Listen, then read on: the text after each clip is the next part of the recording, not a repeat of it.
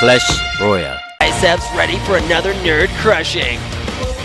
Well, it's Zest's map, it's Dusk Towers, so I hope he has done so because he's going to enjoy this one very thoroughly. Let's see what Patience is going to do.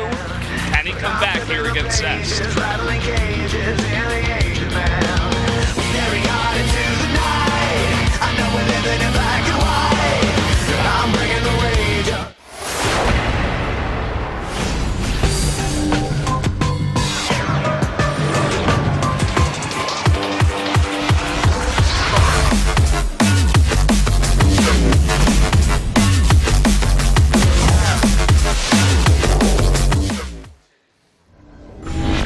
So hey guys, what's up? We have a very interesting start to this game. Once again, up in the upper right of the map, this is Patience, who may not have a whole lot of patience after seeing the way that these games are being played. Here comes a very early probe for our other Protoss, Zest. My God, what are we witnessing here tonight, Valdez? Patience does get the block, which is nice. Let's see what this, he says. Show us the... Hey Zest, show us the dominance. Show us your power as Protoss. Okay, so we did see some early probes there, but what will be the play here? We do have something being proxied here. Patience wants to get something built down in the bottom right-hand corner. What will it be? This probe's going to be Zapparinoing this pylon. It should be able to take it almost all the way down. Yeah, I wonder if he's going to commit to a Zealot or what. I think even if it does get there that fast, you can wait until a Stalker or an Adept comes out. Not 100% so there is one sure. Zealot coming out here. Nice to see Zealots being worked back into Protoss playstyle. It used to be just Adept, Adept, Adept, Adept, and it still is for most of the time. But here we go. It is a proxy pylon. Yeah, and the reason he sent it out so fast, he didn't need to send it out that fast. You lose a lot of mining time doing that, but it's specifically to hide the probe for long enough and to make sure that your opponent does not see it. And as of now, Zest has no idea, especially because he couldn't get into the main and count the number. It is, Twilight, so we are going to see DTs. DTs. Yeah, 100% here. He keeps the probe around. And Patience, man, I mean, he didn't really talk any smack in the interview, but he did seem, you know, like he was preparing himself for the eventuality of facing Zest, a very strong Protoss. So I thought he was going to come in with some really, like, great timings and cool builds, but he's straight up going Mr. Cheese Man here. He's He's driving the cheese truck, the cheese train, all the way. Those builds, much like the anime Cheer Boys, has no reason to exist ever. But what is happening here? There's the Dark Shrine. I thought he was going to put that K-Way down. I'm like, okay, man. Ooh. Snipes the probe, which is nice. And if he can deny the Mothership Core a Scout too, that's the next step here. I would love to see Zest actually try to go for the Scout on the back door base to see if there's a Nexus coming up. If he sees that there is no Nexus and he knows something's going on, and he might already know and just try to play as safe as possible because he knows the Patience might be super cheesing him out. Trying to get this Mothership Core into Scout, and he will see nothing in the back of his base. Gets one probe. Should be forced to recall home. Okay, wow, one shot away. He knows the timing on that, and unfortunately, the tech here for Zest is the one tech that will not give him detection. It's Twilight Council, and this may just be a done game. He has a wall up at the front at least, and he can warp in some sentries to hold on until he makes a robotics here. Oh, man. Well, but he has no idea. Yeah, he's not going to be able to put the tech in detection with no robo facility coming up just yet. Now, it is being started for Patience, so we'll see what his follow-up is. The first DT does get warped in. Okay, the robotics facility is on the way, and he does have that wall I was talking about. The first DT is about to finish warping in here.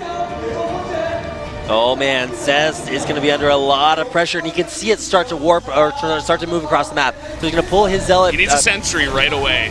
Yeah, and there it is. Warps it in. Will it be in time, though? This pylon is dropping down so quickly. DT does break down the first pylon, but another wall there built in the back. You know what? I think with this wall, he's going to be totally fine. With I think he actually will be. You can hold on. You can keep that alive. He's even going to commit to a second DT here, and this is kind of interesting because even if Zest did make the robotics right when he saw this DT, I think he still would be okay. And he started that robotics before he saw the DT. Okay, well now with 2 DTs here, oh, nice force field there, will actually save that, so all that work for naught. Starting to work through these pylons, but yeah, this should be incredibly well defended. Not a whole lot, a lot of pressure put on, but will this be enough?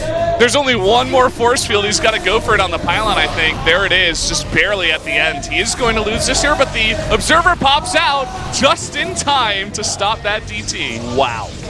Wow, that was by the hair of his chinny chin chin, man. That was not very, oh, and now he's actually building a Dark Shrine of his own. It's like anything you can DT, I can DT better. Oh, boy.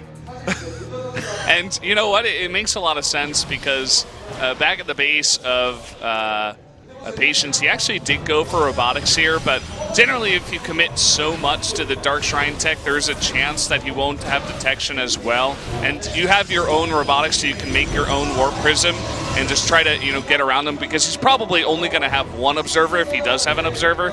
And while you take your third base on this giant map, it's just a great pressure tool as well. Oh, well, Warp Prism versus Warp Prism. Who does less damage? Well, neither of them does any damage, but we'll see how much damage these 2 DTs do in the back. Now, there is an Observer out, so this shouldn't be incredibly effective.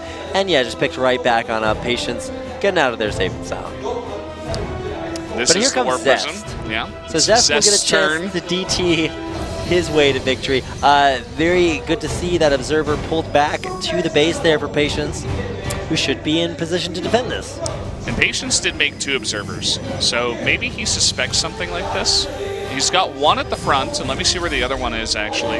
It is in the back with the Mothership Core, so he's very, very prepared for this.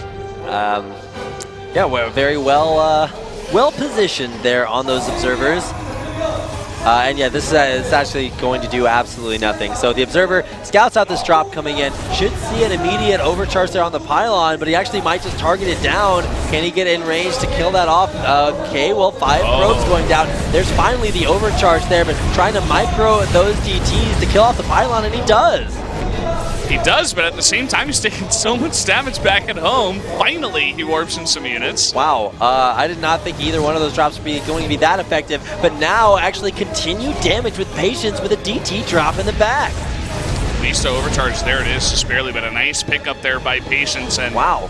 You know, Zest, he commits to the Dark Shrine tech, but at the end of the day, Patience's micro is better, and he holds on. They're still even in workers at the end of the day, so that's not going to decide anything just yet, but it does look like Patience might have a slightly stronger standing army with his first Immortals starting to be produced. And the thing is, Patience was behind, you know, because he did go for that tech, but he essentially caught up through that kind of harassment, and as you said, now has the bigger army. So Zest's going to try again for the main. Yep, just dropping off 1 DT there, and a few probe kills to come in here, but with a nice pull, Patience should be okay for now. Ooh, nice blink, actually. Attempting to get in a position where he can pressure that Warp Prism, but Zest does save the DT. See, in the future, you won't be able to say that, because then I'll be confused about whether or not it's the Stalker or the Dark Templar blinking. That'll be an interesting day. PvP is not going to be fun. Yeah, this is not that day. This day, we get a chance to fight on Dusk Towers. So lots and lots and lots of Stalkers here. That is the recipe for success for Zest. Will he be able to hold this ramp? Should be able to. So yeah, wise decision there by Patience to back off. I thought Patience was actually going to commit there, but not quite. Just going to attempt to harass actually with 2 Immortals in this Warp Prism. Double Immortal drop. It's been a while. Don't get to see this all too often. Yeah, especially as the harassment strat for the mid game. As we near the 10-minute mark, Patience pulling all the way back to his base. These Immortals go to town on these probes. 4 probes and immediately blinks on top of that Warp Prism, but it does get away. Good defense there by Zest, as both players just macroing their little Protoss hearts out. Trying to get up the armies that they need. I don't see conflicting tech just yet, so both players with pretty much the same idea, but that Templar Archives coming up for Patience might signal a shift into more High Templar play. Yeah, I wonder if he's going to commit to Storm here, or if he's just going to get Archons out. Right. Archons would be the more standard play. Well, yeah, but he doesn't need a High Templar Archives for that, because he already has DTs. Yeah, but at the end of the day, it is more efficient to use those High Templar for the Archons. Very true. Now, we saw a PvP sort of transition for a while into just Mass Adept versus Mass Adept, and so it's all about who can have more of those. And this is not what we see, but Protoss still traditionally look for some way of getting area of effect damage off versus these big Protoss balls, whether it's Disruptors, Storm, Archon Splash, and we do see more and more of those coming out for Patience. Yeah, I mean, it makes sense. Maybe perhaps not against the army of Zest. Yeah. It's going to be good against the Charge, actually. But the current standing army of Zest is mainly Stalkers. Yeah. But he does already have that Immortal count, and he is making more and more. I guess he's just trying to cover all of his bases by now. Well, Patience actually finished the Shade there with that Adept that died immediately to an Immortal, so I don't know about that, but here comes the pressure from Zest. Should actually have a lot of damage that he can get done. Doesn't need to respect that Adept Shade, but it's not actually going to be committed to, and a nice blink out means that Zest gets in, gets out alive. Yeah, nice bit of pressure there, and you can see just how many Immortals Patience does have. If you count it as 7 right now, he was making another. He still has 7. Yeah, all right, this might actually be a big push the Patience wants to commit to. Zest, if StarCraft does not pay off, he'd make a great massage therapist because he knows just how much pressure to apply. Very, very true. He's very good at that. Makes me feel good as well just watching it. And Feels good, all these upgrades lining up for both players, actually. The +2 coming in. And here finally is the High Templar archives for Zest as well, but it'll take a little bit longer to warp in as he does realize which direction the tech is going in. What is going on here? Just a few little Stalker harass up there on the high ground. Should be relatively easy to clean up. Yeah, I'm going to use that Observer. When he actually blinks to save the Stalker that was being targeted by those on the high ground. So this is actually kind of interesting to see which Zest is going to commit to. Does he try to get rid of the Stalkers on the high ground, or does he deal with this army pressuring in from Patience? Pressuring in from Patience. Spoonerizing myself a little bit here. Damn. All right, there's the Guardian Shield. Starting to press forward. This should be one of the first big fights of the game. Stalkers in the back, Mortals in the front. Great positioning here by Zest, because the Archons actually can't get forward to actually dish out damage to the front line. Lots and lots of Immortals in the back there for Patience, who might be turning this fight in his favor. And where's the Observer? The DTs of Patience doing so much damage. There the Observer finally comes in, but it's way too late. GG. GG. Patience. He brings it back.